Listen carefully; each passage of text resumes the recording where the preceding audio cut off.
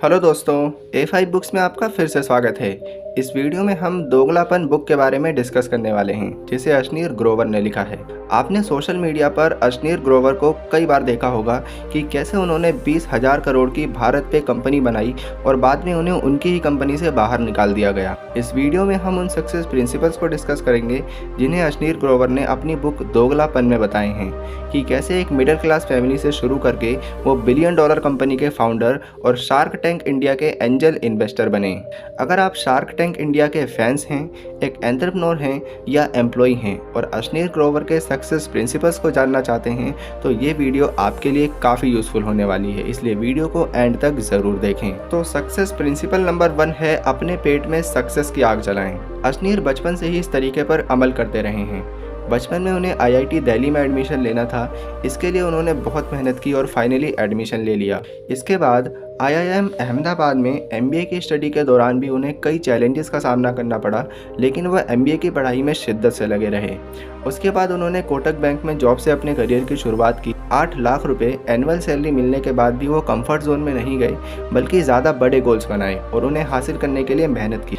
इस तरह हमेशा अपने अंदर सक्सेस की आग को जलाए रखने की आदत ने उन्हें आगे चलकर भारत पे कंपनी बनाने के लिए इंस्पायर किया, जिसे उन्होंने इंडिया की सबसे प्रॉफिटेबल फिनटेक कंपनी में से एक बना दिया। दूसरा तरीका है, अपना बिजनेस ज़रूर करें, क्योंकि जॉब करके कोई भी रईस नहीं बनता। इस बारे में बताते हुए अशनीर कहते हैं कि मैं एंटी जॉब इंसान नहीं हूँ। मैं जॉब करने को गलत नहीं मानता, बल्कि बिजनेस शुरू करने से पहले कई साल मैंने भी जॉब की है। मेरी मदर भी एक टीचर थी और फादर ने भी कई सालों तक as a chartered accountant job की है। लेकिन यहाँ मैं आपको फाइनेंशियल लाइफ की सच्चाई से रूबरू करवाना चाहता हूँ कि जॉब में आप इन्फ्लेशन रेट को ही हरा सकते हैं और अपनी पसंद की लाइफ जीने के लिए इससे ज़्यादा पैसों की ज़रूरत होती है। इसलिए मंथली पे चेक की मानसिकता से बाहर आकर फ़ायदेमंद बिजनेस डील करने का सोचें, क्योंकि बिजनेस में आप एक डील में इतना ज़्यादा पैसा कमा सकते हैं जितना जॉब पर्सन इमेजिन भी नहीं कर सकता। भारत पे शुरू करने से पहले अशनीर PC ज्वेलर्स में 1 करोड़ एनुअल पैकेज की स्टेबल जॉब कर रहे थे। भारत पे के बिजनेस आइडिया ने उन्हें इतना इंस्पायर किया कि जॉब से रिज़ाइन देकर अपनी कंपनी शुरू कर दी। वो कहते हैं कि अगर आप फैमिली में अकेले कमाने वाले हैं, तो जॉब छोड़कर सीधे बिजनेस करना आपके लिए पूरी तरह परफेक्ट डिसीजन शायद नहीं हो सकता। इसके लिए आप जॉब के साथ बचे हुए समय में पार्ट टाइम बिजनेस शुरू कर सकते हैं। यहाँ पॉइंट यह है कि इनकम के सिर्फ एक सोर्स पर डिपेंड ना रहें, मल्टीपल इनकम सोर्सेज बनाएं और इसके लिए बिजनेस बेस्ट तरीका है। थर्ड मेथड वो कहते हैं, अपने से बेहतर लोगों के साथ समय बिताएं।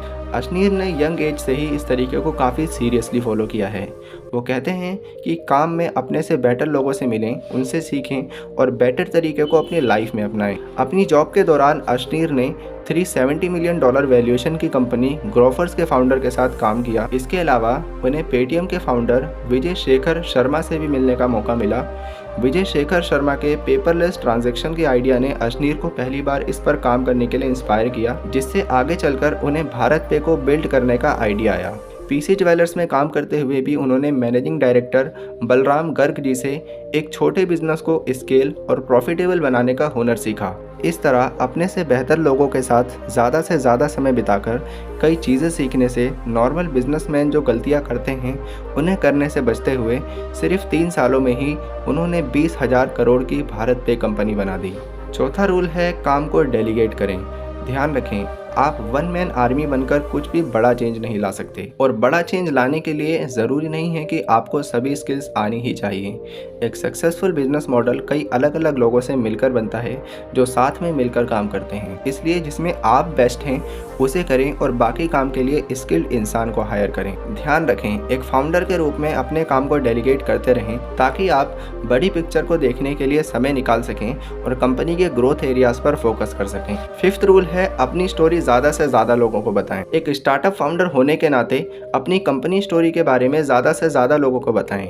इससे एक तो आपकी मार्केटिंग होगी और फंडिंग के लिए ज़्यादा इन्वेस्टर्स को पिच करने से ज़्यादा फंडिंग मिलने के चांसेस भी बढ़ जाते हैं। इसलिए जब अशनीर भारत पे फंडिंग के लिए सीरीज राउंड D चला रहे थे, तो उन्होंने उन इन्वेस्टर्स को भी पिच किया जिन्होंने राउंड A में इन्वेस्ट करने से मना कर दिया था। सिक्स्थ रूल स्टार्टअप फाउंडर्स के लिए काफ़ी यूजफुल है। तो ये रूल कहता है, खुद से और कस्टमर से मतलब रखें। याद रखें, बिजनेस में आप और आपका कस्टमर सबसे इम्पोर्टेंट है, क्योंकि आप उन्हें एक सॉल्यूशन या प्रोडक्ट देते हैं और बदले में वो आपको पैसे देते हैं। बाकी सब लोग जैसे को फाउंडर, इन्वेस्टर, एम्प्लॉइज़ और बोर्ड मेंबर आपके प्रॉफिट में से कुछ हिस्सा ज़रूर लेंगे।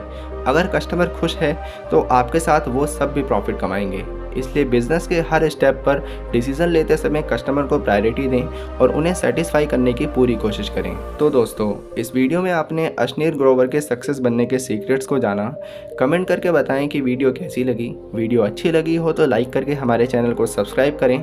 जिसके लिए ये वीडियो यूज़फुल हो उसके साथ शेयर करें। हम मिलते हैं इसी तरह की एक नई वीडियो में। Wish you all the best.